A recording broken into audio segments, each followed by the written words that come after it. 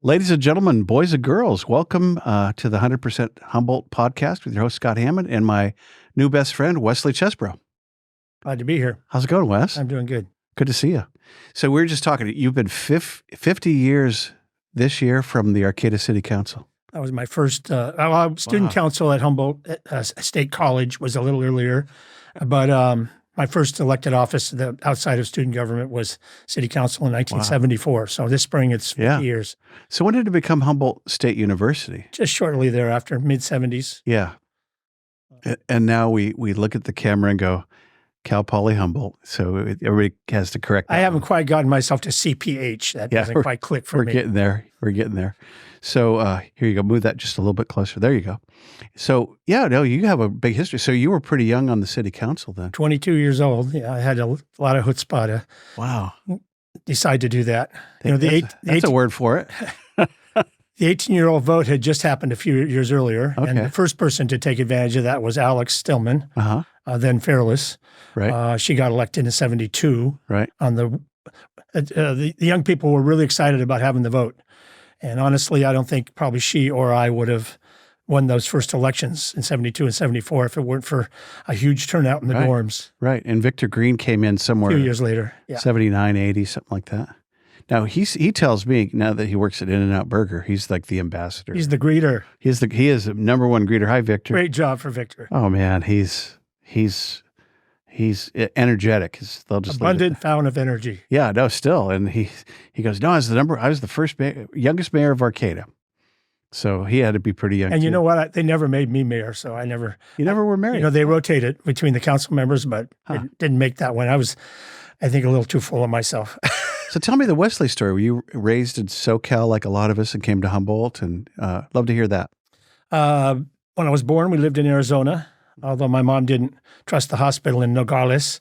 So she came over to stay with her sister, and I was born in Glendale. Okay. And most of my childhood was spent in Southern California. And my dad was from the Pacific Northwest. Okay. And we took several summer vacations to the Pacific Northwest, one of which was to the Seattle World's Fair, which was 62 or 63. Right, right. And we camped at Richardson's Grove. Wow. And I was in awe of those big trees. Yeah. And they're bigger now. Oh, yeah, they are. I was more than 50 years ago. Yeah. Probably 60 years ago. Right. And still growing. And it rained. And I don't know how many listeners remember the Hartsook Inn, which the building is still there, across the road. Yeah. So it rained, so we didn't have to eat Mom's mush for breakfast. We got to go to Hartsook and have pancakes. Yeah, so that's my earliest Humboldt memory. That was a whole restaurant and setup then. Yeah. What part of Southern California? I went to high school in South Pasadena. Okay. But my dad, before becoming a teacher, was a pastor in Spanish-speaking churches. How about that? And we moved a lot. It's a Free Methodist church, and Methodists have the habit of rotating their pastors every 4 or 5 years. Yeah, they do. So my dad got kind of sick of that and became a teacher instead. But then we settled down in South Pasadena. Yeah. Bethany Shea, who's one of my first guests, she's Methodist pastor and Catalyst pastor up in Arcata. She's terrific. Hi, Bethany. How about Southern Pasadena? Quick story, got arrested there when we were teenagers. We met a gal at Hotel Del Coronado. Nick doesn't know this story, so I'll tell it. And she said, come on up to Pasadena. And we got out of the Amtrak and we flag a cop down. Hey, where's 1, 2, 3, 4, 5, 6, 7th Street? And he goes, get in the car, I'll show you. Takes us, me and Philip, hi Phil. He takes us all the way to Cindy's house, and we got to meet her mother for the first time. And he confirmed we were not runaways and it was legit. He took off. She goes, you guys get the hell out of here. As any good parent would do, probably. So anyway, that was our fun story. We spent the weekend in Pasadena, went up to the mountains to, is it Mount Wilson? Mm-hmm. That was kind of neat. It's the big mountain that some days you can see it and some days you can't. Yeah. Because the smog rolls in and oh, man. Just a few miles away. Oh, I'd only heard the rumors because we were in San Diego and it was still kind of relatively untouched. But you're above that and you could look over and it was purple. Yeah, yeah. And it wasn't fog. So my second time, during a year of teenage troublemaking, I hitchhiked through Arcata on the way up to see my brother at Fort Lewis in Washington State.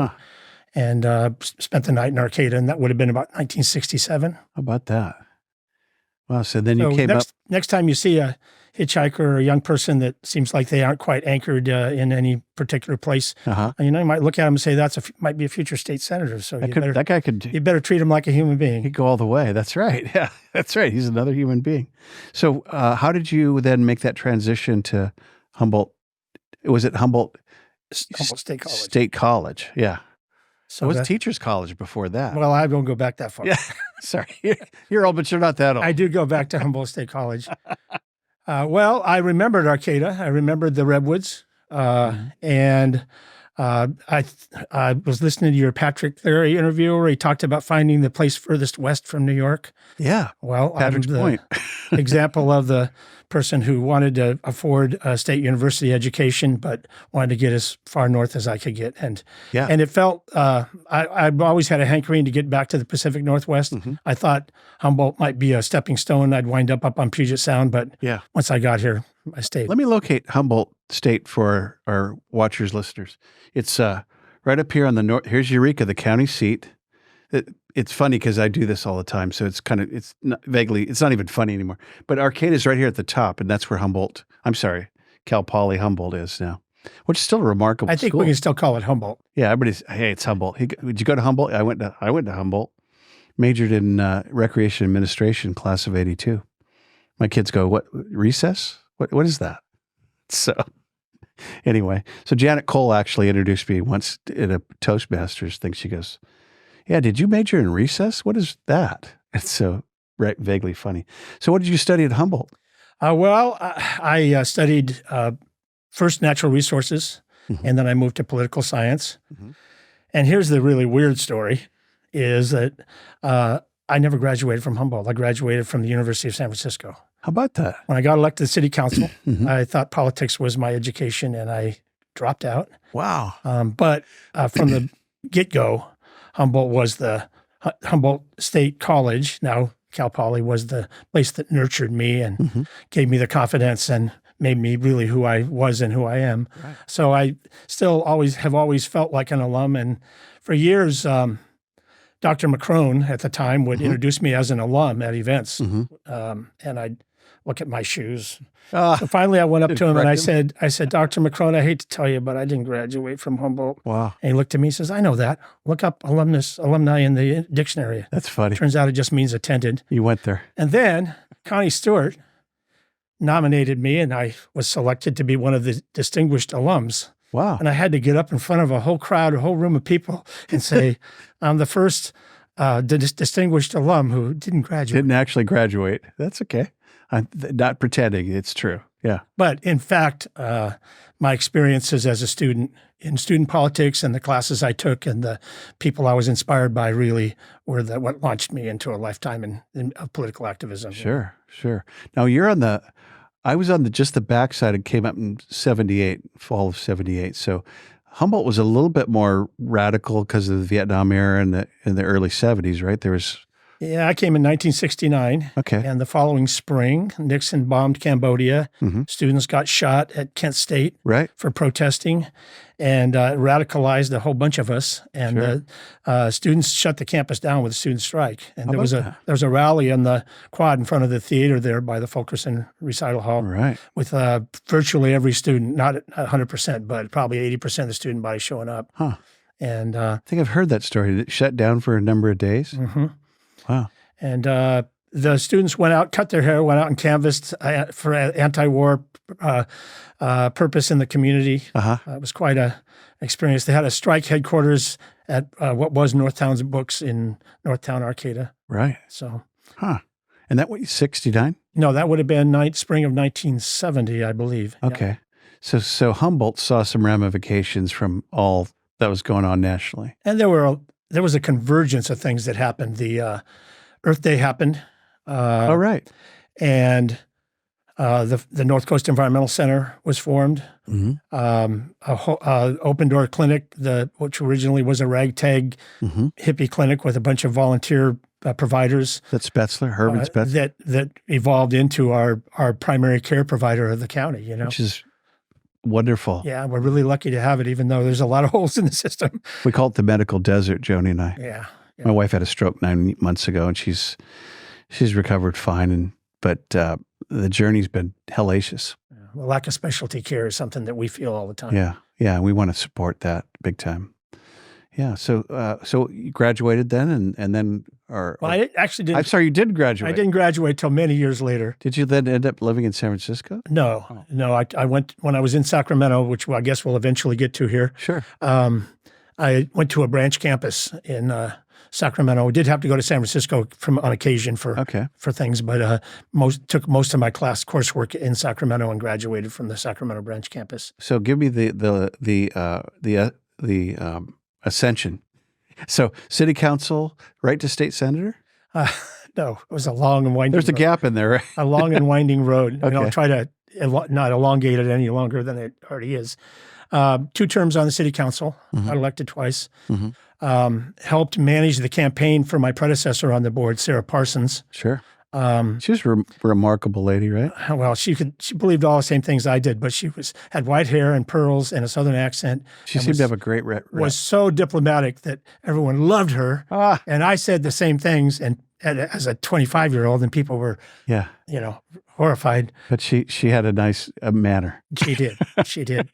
And then in 1980, when I had lunch with her to talk about her reelection campaign, she said, "I'm not running. I think you should, Wesley." How about that? And I was 30 years old and ran for supervisor. Every one of my elections, by the way, the first time out I won by a smidgen.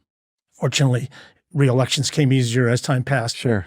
And that was a real tight election because even with the growth at Humboldt State, Arcata was still a fairly conservative community, and the outlying areas like Bayside and Freshwater and were not so friendly to the university and to young upstarts from Southern California. It's kind of shifted a little bit, but yeah. And so I got elected 3 times to the Board of Supervisors, 1980 to 1990. Who'd you run against in those years?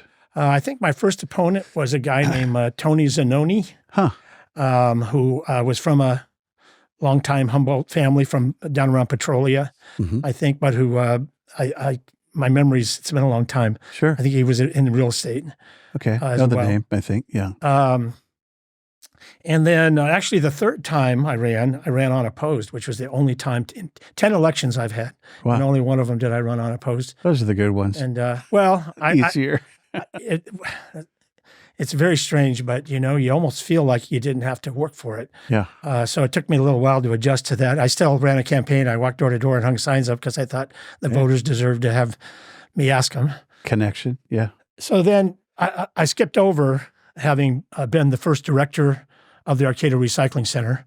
Back in the days with my chutzpah, I always claimed I was the founder, but in fact, it was a broad community effort that I was part of. You're lucky to be part of. Right. But because of that, and also having the Cummins Road, a county landfill in my district, I became very focused on recycling and solid waste and landfills. Yeah. And and as a result, got appointed to several statewide committees and commissions working on legislation and policy statewide. And in the late 80s, the legislature passed California's recycling mandate law that required every city and county to cut its waste stream in half. Yeah. And they appointed they created a full-time board. And I was fortunate enough and quite amazing that a county supervisor from little old Humboldt County got appointed to the first iteration of the California Integrated Waste Management Board. So I took this job in Sacramento.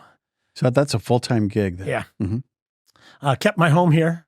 Promised when I resigned the board that I'd be back in 4 years. And how many years was that again? It turned into 27. Did you live right in Sac or?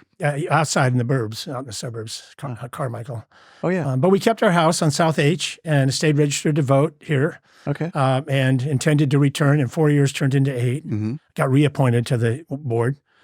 And then in 1998, the Senate seat opened up, the state Senate seat. And usually a Senate seat, the candidates tend to come from having already served in the state assembly, but there was nobody with that background, including Dan Hauser, who had previously represented us in the assembly, were interested in running.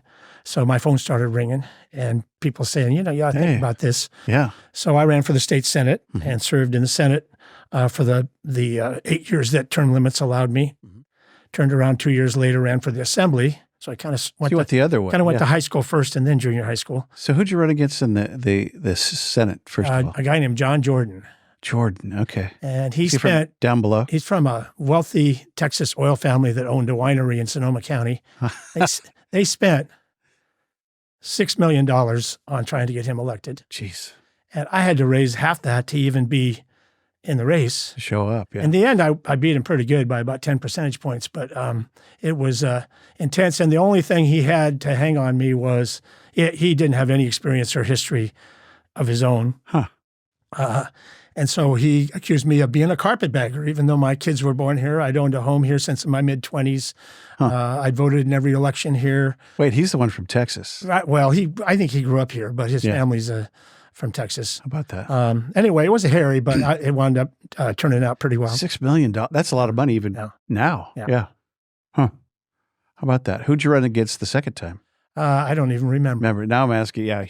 So you went the other way. It was a woman from Lake County. Okay. Then you went back to the assembly. So 14 years altogether. Huh. And then when I was done, and we have term limits, and I was ready to be done. Yeah. And really the whole time I was in Sacramento, all I could think about was coming home. Sure. Because, living there was not my chosen lifestyle. It's where the work was, the opportunity to affect things for the people that I care about. And SAC was exploding in growth, right, at that time.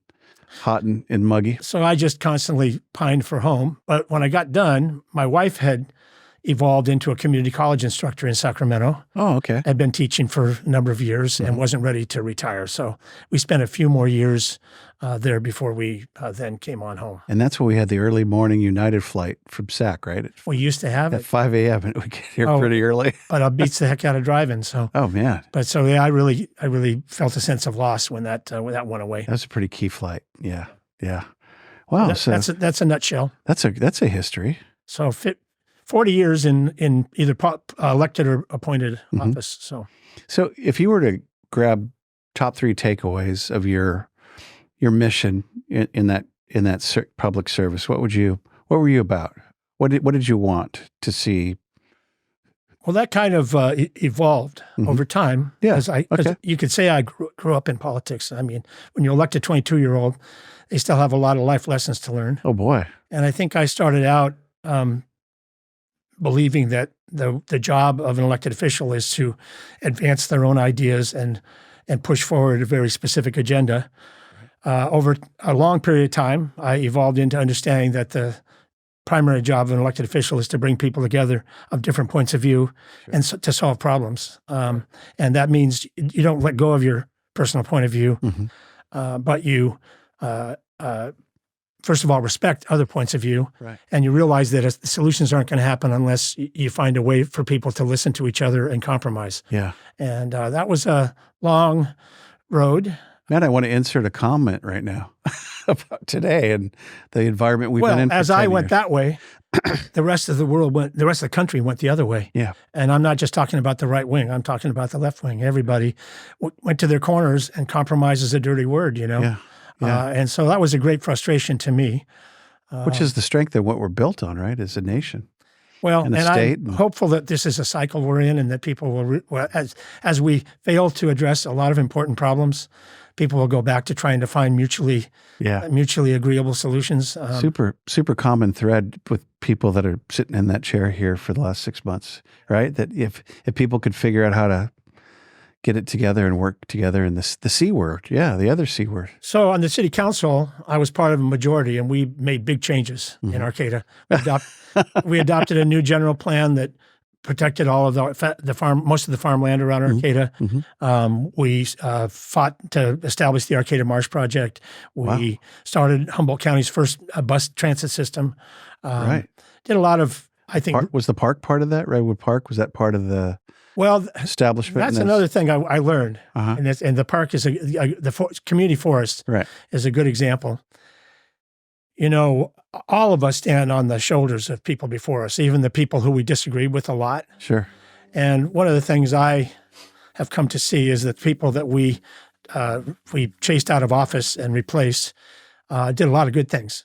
Nice. Okay. And the forest was acquired by the city long before we came along. They had it for 50s? I'm not sure exactly when it was. There's a nice little plaque. If folks are up at Redwood Park and they want to walk over to where the trail goes up, there's a little plaque that lists all the city council members at the time. And believe me, it was well before my time. Wow. But we did adopt the now world-recognized sustainable forest plan because it had not been previously. The park itself was preserved, but the outer areas of the community forest was being harvested in more traditional commercial fashion. The city loved the revenue, of course. Of course. But one of the things that I think we accomplished was to move the forest towards a not only a sustainable basis, but also gradually restoring old growth characteristics by growing larger and larger trees. Yeah. So that was one of our significant accomplishments. But if the previous very conservative city council had not acquired that forest originally, we wouldn't have owned a forest. Right. Another example is the marsh. Oh, yeah. It's a long and complicated story. I can only give you the nutshell version, but we fought the other entities in Humboldt County who wanted all the federal money to build a gigantic centralized sewage treatment plant where everybody's sewage would be piped. Oh, really? And, okay. Eureka had only primary treatment. McKinneyville had none. In a rainy winter like this, you could smell it running in the ditches. Yeah, it had ditches along Central Avenue. The septic tank sometimes worked but overflowed from the rain, Oh, man. Arcata had built a primary treatment plant. In fact, I think a secondary treatment. That was already down there? That was already down there. So there was already a level of treatment that the marsh then established the further level of improvement of the water before it's discharged into the bay. Right. But again, like the forest, we would not have been able to pull that off if there had not been a far-sighted effort to clean up Arcata's pollution ahead of us really smart newcomers who thought we invented the wheel. Because that was the junkyard, right? That was the dump, right? It was the dump. At one point. Yeah. And so Frank Klopp, he and his team. Yeah, there was a group. Yeah. It was really a team effort. And one of the unique things about the Marsh Project that's long forgotten is that Arcata was extremely polarized at the time between the old-timers and more conservative folks and us newcomers, university-oriented folks.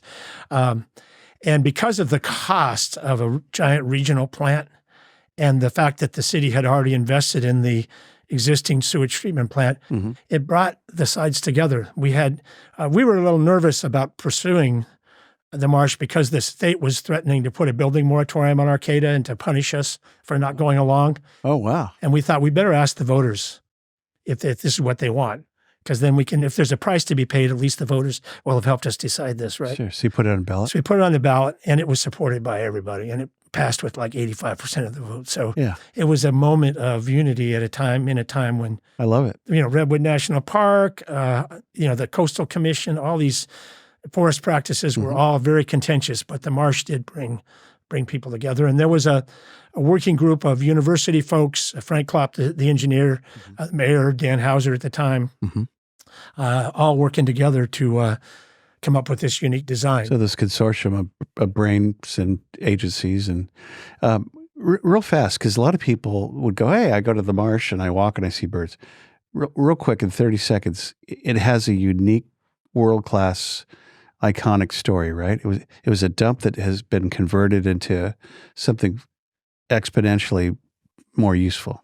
Well, it is, in fact, the third stage of the sewage treatment for Arcata. Now, it's not raw sewage going into the marsh. It's already secondarily treated. That's right. But there are nutrients remaining in our waste that we ship to the treatment plant that then are the basis for a food chain and an ecosystem. It feeds plants, it feeds fish, which in turn feed birds. And it's 50 years old, so it works. Yeah. Well, it's not perfect, and it's being modified and upgraded because it isn't perfect. A lot's been learned over the years, but that kind of leads me to another thing I wanted to talk about, which is the university and Humboldt County provide a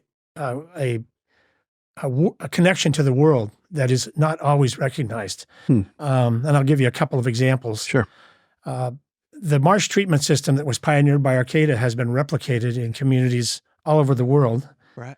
And the largest example, which is I don't know how many 100 times as large, is there's a marsh treatment system downstream from the ag land outside of the wetlands of southern Florida.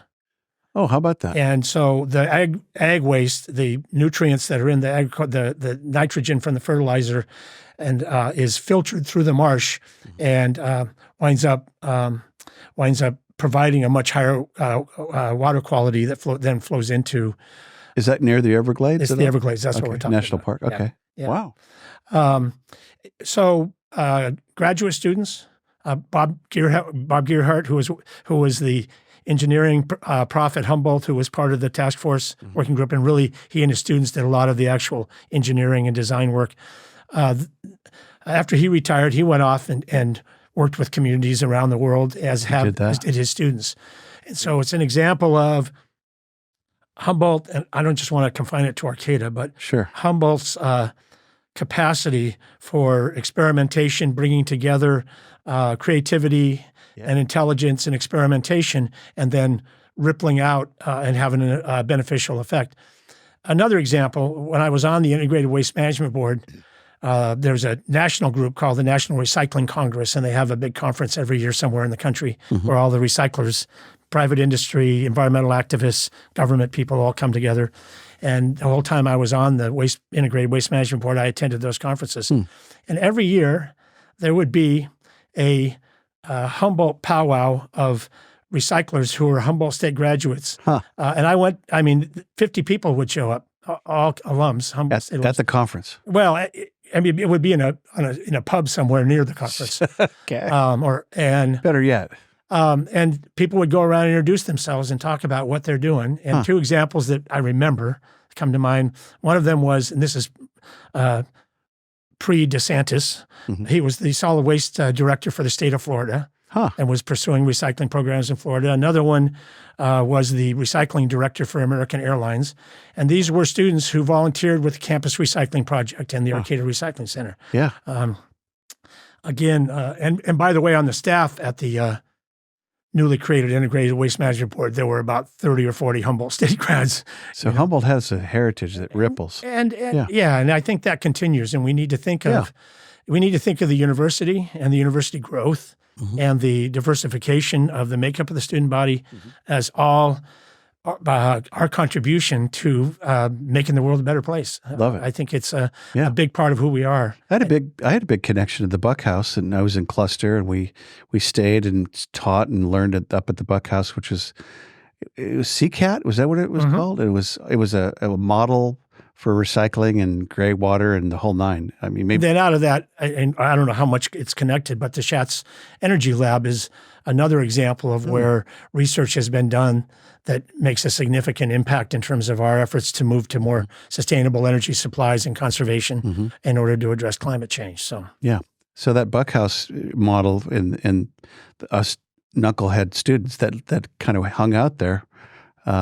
It had it all. It had the yurt in the back and the gray water system, and we had a big garden. It wasn't just some kooky hippie Arcata thing. No, it was.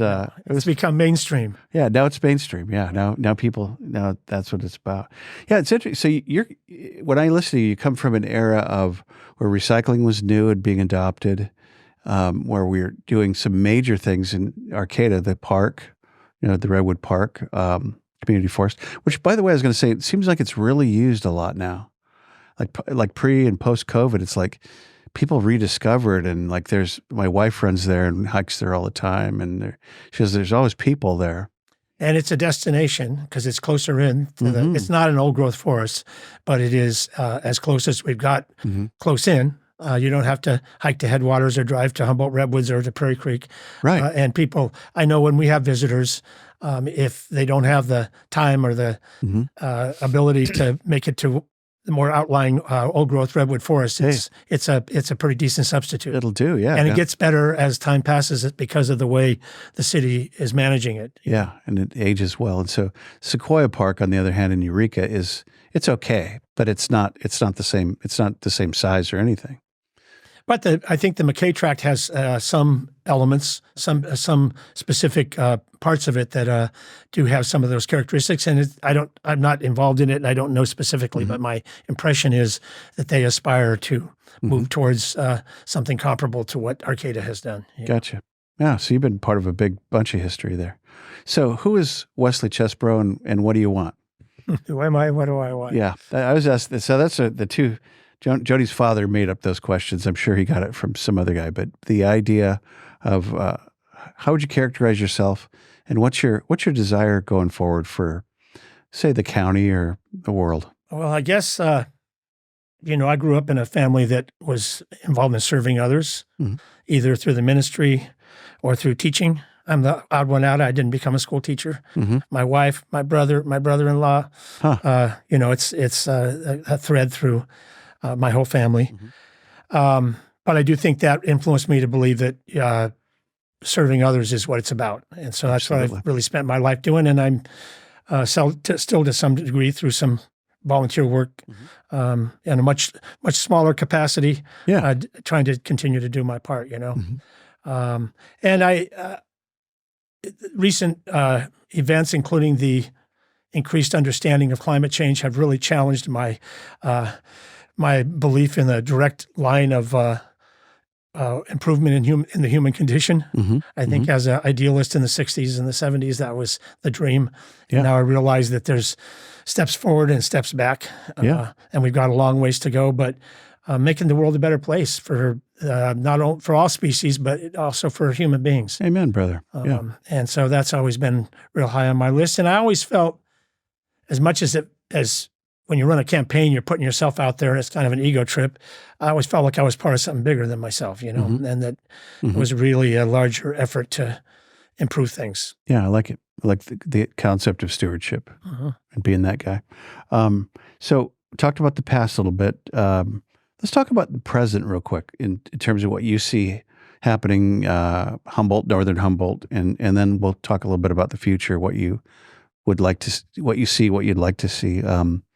What's going on right now that you kind of like in the county, and maybe some of the challenges too? Yeah. Well, we are a truly unique place. And to some degree, that makes us a little smug and a little bit, patting ourselves on the back. There's a little bit of that. Yeah. Most of what's unique about us, we didn't create, God did, and nature did. But it's attracted, I think, a level of creativity and capacity, whether it's in the arts or business or environmental protection, that really puts us in a pretty special place that is human driven. Yeah. And so as a result, we have, I think, that's part of what's built this place to be what it is. Going back to the university, though, if we didn't have that university, we'd be a beautiful place like Crescent City. And I'm not putting Crescent City down for those of you that are watching. Or Coos Bay. Or Susanville. Beautiful places. Yeah. But we'd be a white spot in the road, economically, culturally. And so I really have to say that it's a vortex of the natural environment, the university, and the kinds of people who have been attracted here, and some of whom were born and raised here, like Julie, who really make a tremendous contribution. Although in most cases, people like Julie had to leave and then realize, and come back. But nonetheless, I think that's what made me homesick the whole time I was in Sacramento, but also drove me to want to represent this place in the best way that I possibly could. There's a undercurrent, though, of self-satisfaction and resistance to change that is can be a negative. Oh yeah. I think the change is our friend. Change is inevitable. So we have to make it our friend. Yeah. It isn't always our friend. Yeah. But I think we're part of a larger world. And I think maybe being in the legislature and working with people who represented every different kind of place in the state. You'd see it, yeah. Gave me a much broader perspective. I came to see the university as part of the larger effort to educate future generations and not just our own quaint little institution. Bigger picture. Yeah. Somebody called it the Humboldt no. Yeah. We want to do it? No. It's just, there is an arrogance and a limited, we're not curious. No, we're not going to do that. So maybe it's a Humboldt yes. Well, that's really what I believe in, Or maybe. Well, it should be yes, but, because I don't think we should just say that all change is good, all growth is good, but sure. We do have to share the planet with other human beings, and we have to share the bounty of what we have. And frankly, one of the other things I've learned is to have compassion for the people who lived here before we showed up. Sure. And wondered who the heck we were and why we wanted to change things. So those are lessons that I feel blessed with, that I sometimes have to get in arguments with my friends about.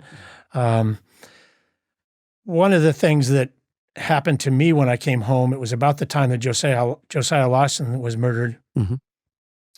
And I came to be aware through various means that students of color, which are now 50% of the student body at Cal Poly. How about that? Yeah, about 40% Latino or Latinx, about 10% Black and Native indigenous folks, that they're not always made to feel welcome.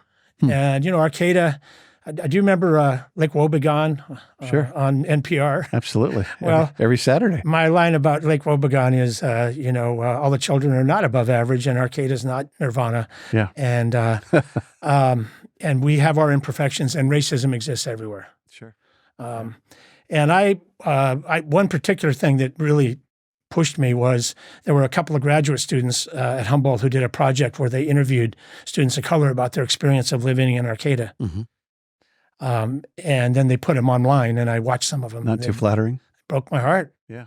There was one young Black woman who said that she'd been called a name and been treated badly in her first few months in Arcata. And I start to tear up when I tell the story because I bawled when I first saw it. She said she went back to campus and never left, and she was transferring for her senior year to Hayward. Sad. And that just really is a counter to the narrative that we all have. And I'm not pointing fingers because I have that same kind of aren't we great mindset.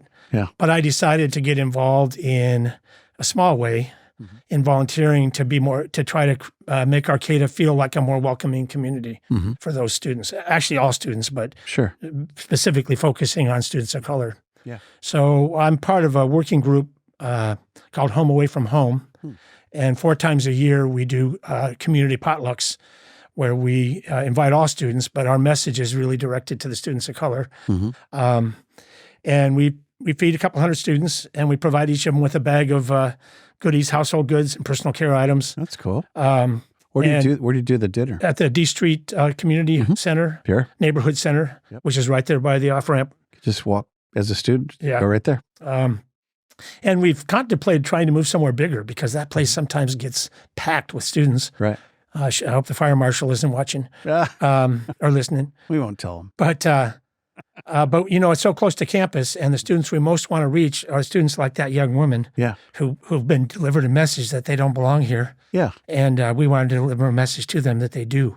And if Arcata's guilty, I can't imagine, and I won't call it another city name right now, but other outlying areas would be subject to similar behavior. But there's I was kind of shocked. And when I have this conversation individually with people, because they say, what are you doing, Wes? And I tell them about this, a lot of them are very taken aback. I think there's a ability, most of us white people were raised to believe that the problems were in the past and we're all past that.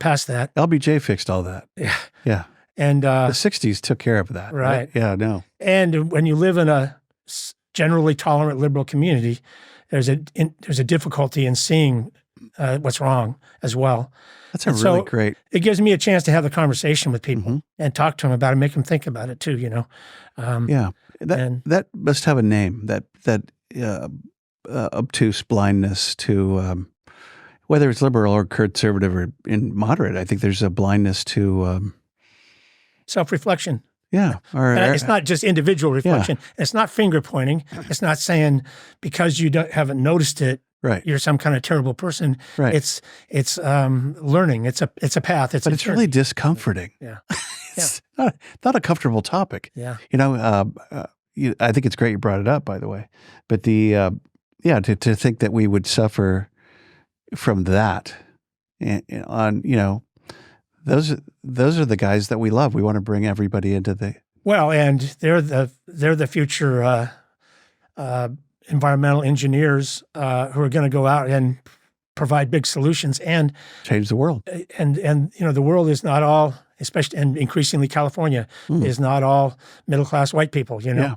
The CSU system is educating a group of people that we need to be educated. And I'm proud that Arcata and Humboldt is part of that and providing that, you know.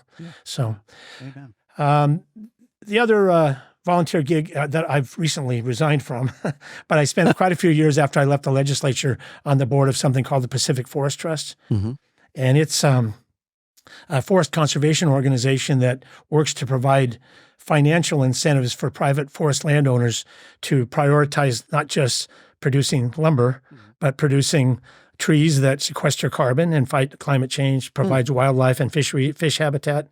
There's a variety of ways to do that. And the Pacific Forest is based in San Francisco. The other board member I served with was Andrea Tuttle, who's well known to many of your viewers and listeners. But I spent quite a few years working with them on forest policy in Sacramento. So I'm pretty much removed now from the Sacramento scene and no longer on the board. But that was another volunteer gig that I've been working. And that differs from the land trust that Dennis Rael is part of, and they actually actively acquire lands, right? Right. So a little different focus. Well, Pacific Forest Trust owns a few parcels of forest land, but the primary focus is on making it economically advantageous for a private landowner to manage their land in a way similar to the Arcata Community Forest, you know? Okay. So they've done a lot of good work all over Northern California, Oregon, Washington. Well, Dennis made a nice comment. It was that in that role that he's played there, they've got to mix and mingle with a lot of people of all political persuasion, and found common ground. Well, in my closing years in the legislature, I was able to chair the Assembly Natural Resources Committee, and I put together a working group of forest lumber companies, foresters, forest landowners, and conservationists to work together to kind of come up with some common solutions. And we had some success, and Pacific Forest Trust was key to that. But it is what Dennis was talking about and you're mentioning, which was to leave your guns at the door and open your mind and listen. And that's the idea of incentivizing private landowners. It's not it's not creating more government ownership. It's trying to make sure that the vast majority of forest lands, which have been impacted by logging, and outside of the national forests in this state and national parks, most of the forest lands are privately owned, and helping forest landowners move to a better level of environmental sustainability and support for, and it's using incentives instead of just the rules. It's a carrot instead of a stick. One more thing he said, and we'll move on from that, is it's not a big love fest. There's a lot there. Took years. Took a little work. Takes years. Yeah. Yeah, it takes some work. But it's good for the soul. Good work. Yeah. It's like part of connected to my evolution in terms of looking back at our attitude towards some of the old timers in Arcata when we took over the political operation that took over City Hall, how it must have felt, and learning to respect and appreciate different points of view, which I know there might be some old timer out there saying, I wish he'd learned that lesson 50 years ago. We are them. And I'll fess to having had a long and winding road to concluding that it's important to listen and respect other points of view. But I think that's where we need to be and where we need to go. So where do you see opportunity ahead in terms of, we settled here a lot and talked about homelessness and we haven't touched on that, and that's fine. But in terms of jobs, homelessness, medical, where do you? I hear you saying the university holds a lot of keys to a lot of this. I don't think any one thing holds, the solution for it all. But what's your sense about our future? Well, there are not, unfortunately, singular solutions. Yeah, sadly. I do have, in spite of a little bit of criticism of ourselves a few minutes ago, I do have a lot of confidence in this community and its capacity to find solutions and find unique solutions. And I think we have to work together. We have to have a tight, strong relationship with our legislators in Sacramento, who fortunately we've been blessed that they've not neglected us. When Patty Berg and I both left the legislature. I thought it might be the last time we'd have anybody from up here, and it may be. But I do know that we need to keep them connected, and they've helped a lot, both our current assembly member and our senator. But we need to keep that connection strong, because the worst thing that can happen to us is that in our self-satisfaction, we isolate ourselves. Sure. Be cut out. Now, is Rusty running for assembly? Yeah, he is. I wasn't going to mention names. Yeah, that's okay. I wasn't going to say anything. Hey, Rusty. He's and he lives in Arcata. He correct? does. See, I kind of like that. Someone has to come home to be in Humboldt County. Right. And he would have a pulse, and his wife's here and his home's here. He has to go through that airport up there or drive or see a doctor here, and deal with the ER, so that doesn't hurt. Yeah. Yeah. That can't hurt. I like but that. If he's not successful, and we don't know what's going to happen, there's a passel of candidates running.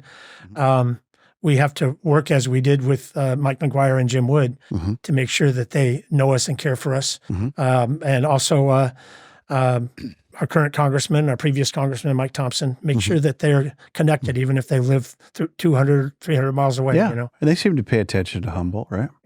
Yeah. Hey, lucky for you, you've reached a part of the show where we ask you a couple questions about, fun stuff. So, Wesley, you're given a $500 gift certificate to go eat out. Where do you take your sweetheart tonight? Larapin. It's always Larapin. Yeah, we're always working on it. Larapin comes up a lot here. We're always working on finding a new favorite, and we do spread it around. But if it's a special occasion, it's always Larapin. And Cindy and I go back to Dixie at the Hilltop Tavern in West Haven. Right? Yeah. And 86, and for the whole time I was in the legislature, Dixie put on and actually her successor in ownership. Is that Paul? Paul. Yeah. Put on an annual holiday gala fundraiser for me in December every year. How about that? And we'd post it online, and it would sell out immediately. Oh, of course. Yeah. So I have just a fond feel, and I have to give Paul credit for keeping that spirit, that Dixie spirit alive. And I got a quick little story. I don't know, we're running out of time. But great, yeah. I was walking into a Mexican restaurant in Fair Oaks, east of Sacramento, and who was sitting there talking to her son, but Dixie. Oh, really? Yeah. So we had a very fond. That was Dixie's son? Yeah, her son lives in Fair Oaks. And has a Mexican restaurant, or we just didn't? No, they were just there. How about that? And I think she still owns, I believe, or they did until recently, the sauces. They sold the restaurant, but they still own the sauces. Oh, man. And he, I believe, is what's the right term? He manages and markets that. Okay. For them. I'm not sure what the ownership mustard dill sauce, by the way, put it on anything. It's amazing. The barbecue is great. Yeah. Funny, we just ate there Tuesday night. It was delicious. Had the lamb, and we met, our daughter lives up in Boise. We have 9 kids, and they're all over Amsterdam and Medford. But their friends who've traveled the world ate there, and they said, hey, every bit as good as anything in California. And there's French laundry, anything. And there's an atmosphere. There's a vibe, yep. And I don't know how Paul has successfully, I thought it was just Dixie, but you walk in there and it still feels, I can feel the spirit of Dixie there. Yep. So he's really managed. I mean, he's in some ways made it his own, but he's also preserved that special feel. The atmosphere there is wonderful. Never had a bad meal, not ever, not even close. So what was it called? Because our wait staff was telling us it was on the hill when it was in West Haven. Yeah, and it was called the Hilltop Tavern, and I don't know. Right. That building might be the West Haven Center for the Arts, or it was kind of a little cafe thing, right? Yeah. And you know Dixie's story at all? I don't know if we have time to tell it. She was married to Per, who was long before that. Okay, no. When Fred Neighbor and Joyce Howe owned Jambalaya in the early 70s, they hired her to come in on Friday nights, or maybe she just made the money she did these small plate meals on Friday nights before the band early in the evening. And people loved her food. Oh, yeah. And so some people, in my understanding of the story, it may be apocryphal, I don't know. But my understanding of the story is that some of the patrons said, Dixie, you need to be in business and we'll help you put the money up to open. Sure. And she opened in a little hovel in West Haven, which of course, which just went boom, boom, boom, boom, and grew into Larapin. Larapin's still not centrally located. I was going to say that it should be successful because it's on the other side of Trinidad. Once upon a time, that was the highway, but you know. Right. Was that the old Colonial Inn? Is that what it was? Yep. Yeah. Wow. No, you're right. It's captured that same vibe, and it's delicious. And hey, Dixie. Pear came later, and then I think helped her diversify the menu. She was pretty oriented towards Southern cooking initially, and he kind of made it a little more continental, a little broader in its Larapin good focus. Yeah. What was it? Pear? Was he Danish? Maybe could be Dutch. I don't know. Yeah. And what did they serve up on the hill just to park on that? Because I think it's a I remember chicken and ribs, and it had kind of a southern flavor. Right. Yeah. And then they moved down and they diversified their menu a bit. Mm-hmm. Yeah. No, delicious food. So okay, round 2. You get a day to go for a hike. Where do you go? And you can't say the Arcata. You could say whatever forest you want. Mm-hmm. Well, that's a hard one because I got a lot of favorites. What are your top 3? I'd say if time is limited, it's the marsh or the Arcata forest. Sure. And it depends on whether I'm alone or not. Because Cindy, we have a beach wheelchair. Oh, nice. Cindy can't hike a rugged trail or even very far on a level trail. But on a beach chair. I'm able, for example, to take her up Lady Bird Johnson Grove. Yeah. It's a little bit of a pushing her up the hill, but we're able to do that. Beautiful. And now at Prairie Creek, they have this amazing device. It's a electric, I can't remember what it's called, but it's got a track on it. It's like a small tractor. How about that? And it allows people, you have to reserve it because it's very popular, but anybody out there who's not mobile, I encourage you to try it. Really? You go to the headquarters at Prairie Creek, and you got to call them or go online and is there just one of those? Yeah. And then there's a designated safe trail for it, but it's spectacular. Is it the trail right where the creek is? Between the creek and the campground, yeah. The HQ right there. Yeah. And it's wonderful. Cindy loves it. Another very short one, if we don't have time, and we take the beach wheelchairs out to Clam Beach, Okay, sure. So there's a few. There's some right there, yeah. Jody likes to go out Malal Dunes and hike that. Well, that's a personal, I don't get out there very often, but when I do, it is a super personal favorite. Yeah. I should be pointing these on the map, but I think I'll resist that temptation right now. So as we close here, what do you want us to say at your funeral and your celebration of life? And what does it say on your tombstone if you could envision that? And what would you have us say about Wesley?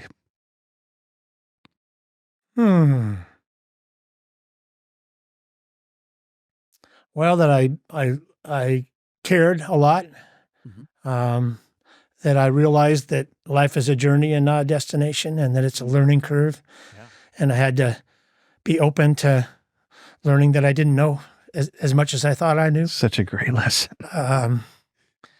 And it humbled me, made me, I think, a better servant of the public, and taught me to do a better job and try to see others, try to understand other people's perspectives and what life might look like from their point of view, whether it's somebody who came from a different culture, a different color skin, or just that they politically disagree with me about something. Love it. Yeah. No, I love that. And by the way, that's going to take a really big tombstone to put all that on. Yeah. Well, I suppose I should start worrying. Getting to the age I am, I should start thinking about what I want in there. What we really want is a bench at the marsh. That would be my. That's cool. We did when Cindy's folks died. We installed the bench on the Hammond Trail overlooking the river and the ocean. Yeah. And that's a substitute for the old burial spot. What was her? What were their names? Wayne and Crystal. Okay. Kellogg. Yeah, I think I've seen that bench. Yeah. It's just at the bottom of Murray Road. If you turn at the bottom of Murray Road on the paved section, it'd be the first bench you come to. Oh, yeah. My wife runs it a lot. Joni Hammond on the Hammond Trail. I wondered about that, if there was any connection. Well, I was going to really lie to you right now and try to be funny, but it won't work. They didn't name it after you. So with my teenagers, it's like, hey, Scott Hammond, Hammond Trail. Really? Oh, that's great-great-grandfather Jedediah Hammond ran Hammond Lumber, it's all lies. But the truth is Hammond Lumber had that rail bed, and they were the number one. There's another example. Yeah. Number one redwood producer. And then they broke the monopoly. Yeah. Well, they hauled a whole lot of those old growth trees out, but they offered us a preserved roadbed that is now a phenomenal trail. Hey, man, and more trails coming. Yeah. You know, we just walked that new section south of Eureka down to the power plant.